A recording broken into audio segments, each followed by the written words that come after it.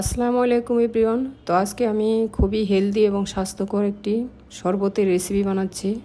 তো সাথে থেকে পুরো ভিডিওটি দেখতে থাকুন। এটি বানানো খুবই সহজ। তো এটি বানানোর জন্য আমি এখানে কিছু পুদিনা পাতা নিয়েছি। তো নিয়েছি আমলকি আর কাঁচামরিচ। তো একটা ব্লেন্ডার জারের ভিতরে পুদিনা পাতাগুলো দিয়ে দিলাম। তো আমি আগেই পরিষ্কার করে ধুয়ে নিয়েছি। তো তারপরে দিয়ে দিচ্ছি আমলকি। তো আমলকির ভিতর থেকে আটিগুলো বের করে নিয়েছি।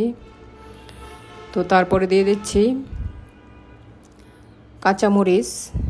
তো এখানে দুটো কাঁচামরিচ দিয়েছি, তো বেশি দেওয়া যাবে না। তো এখানে দিয়ে দিলাম পরিমাণ মতো বিট লবণ। তো আর দিয়ে দিচ্ছি চিনি। তো আমি এখানে আখের চিনিটা ইউজ করেছি।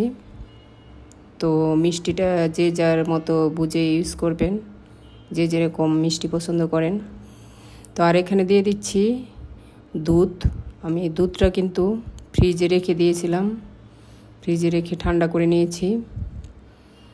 তো এবার ঢাকনা দিয়ে দিলাম। তো আমি এগুলো ব্লেন্ড করে নিচ্ছি। এই তো দেখতে পাচ্ছেন আমি ব্লেন্ড করে নিচ্ছি। এই শরবতটা বেশি গরমের ভিতরে বানিয়ে খেলে মন প্রাণ দুটোই জুড়ে যাবে।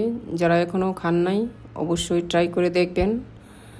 খেতে কিন্তু খুবই মজা এবং হেলদি। এই তো আমার ব্লেন্ড করা হয়ে গেছে। আমি একটা গ্লাসে ঢেলে নিচ্ছি। আজকের ভিডিওটা আপনাদের কাছে কেমন লাগলো অবশ্যই কমেন্টের মাধ্যমে জানাবেন। আল্লাহ হাফেজ।